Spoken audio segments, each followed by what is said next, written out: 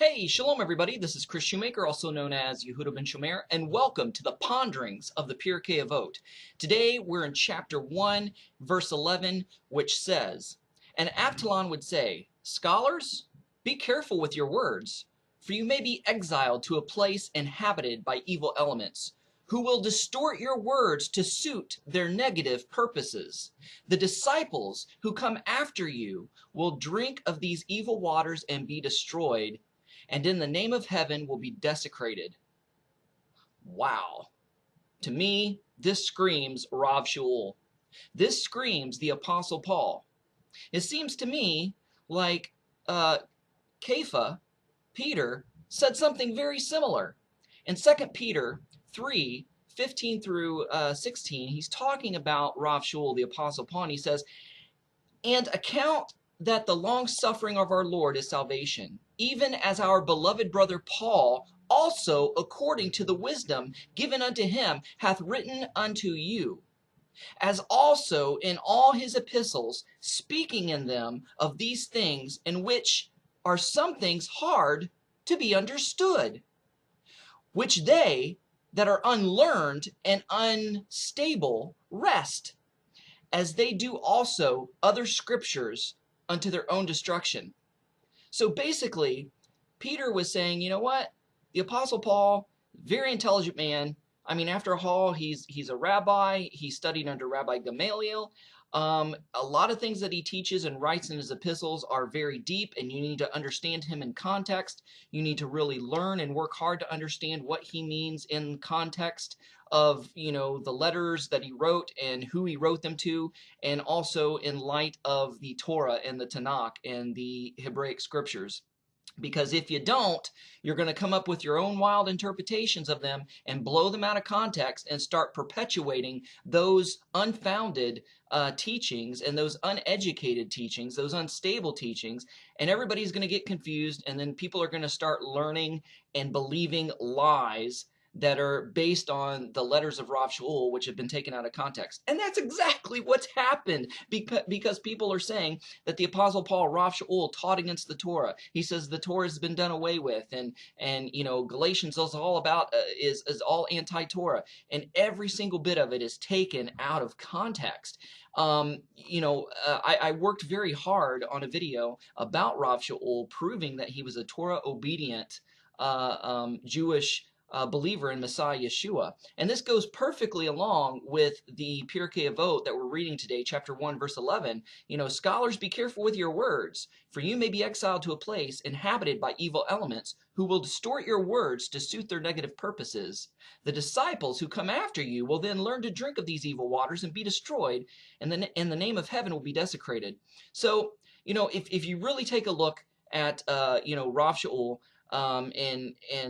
he says that he was a true Jew.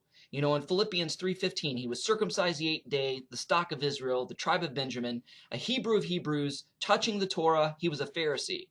And in Romans 11:1, he says, "I say then, hath God cast away his people? God forbid, for I also am an Israelite, the seed of Abraham, the tribe of Benjamin." He was very proud of his Hebraic Jewish heritage. And Acts 23:6 says, "But when Paul perceived that one part were Sadducees and the other were Pharisees, he cried out in the council, 'Men and brethren, I am a Pharisee.'" Notice he says, "I am," not "I was." Just because he believes in Yeshua didn't mean that he left the Pharisaical sect or the teachings and practices of the Pharisaical sect. After all, Yeshua himself, the Messiah, grew up in the sect of the Pharisees. That's why he was able to speak so harshly against them when they started becoming hypocritical. He says, "I am a Pharisee, the son of a Pharisee. Of the hope of the resurrection of the dead, I am called into question." So Acts 22 through 29 goes into detail about Rav Shaul's, the Apostle Paul's, his very prestigious background and his family fortune. And Acts 18:3 talks about his occupational trade, which was a tent maker, which is idiomatic, allegorical language, kind of slang, to say that he made prayer shawls, he made talits. So he had a childhood education, Acts 22:3. He was taught under Gamaliel, and Gamaliel is recorded in the Perkei Avot as well as in the Talmud, and he is still a very prestigious rabbi in the eyes of Jewish people today. He was jealous for Judaism, according to Galatians 1:13 through 14. He became a believing Pharisee, according to Acts 23:6. He was zealous for his Jewish brethren, Romans 10:1.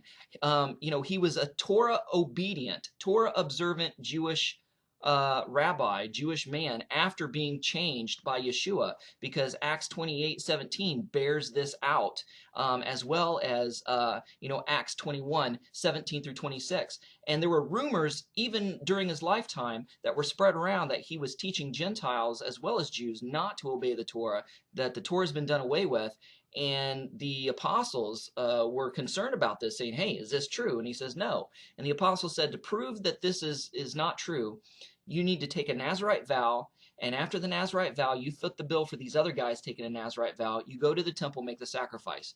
If he believed that the Torah is done away with, he would have said, no way. That stuff doesn't matter. That stuff has been done away with, nailed to the cross. It's obsolete. No, he obeyed what the apostle said. He still went to the temple. He sacrificed. He did the Nazirite vow. He did everything in order to prove, hey, people are taking my words out of context. I am not saying the Torah has been done away with. You got to really understand my words and the context and who I'm speaking to, what I'm speaking about. So, if you come to the conclusion that the Apostle Paul in his writings is anything but pro-Torah, you've sorely misinterpreted, misrepresented, and misunderstood this great Nazarene Jew. Anyway, so that's all the time we have for today. Thanks for watching. Shalom, Shavua Tov.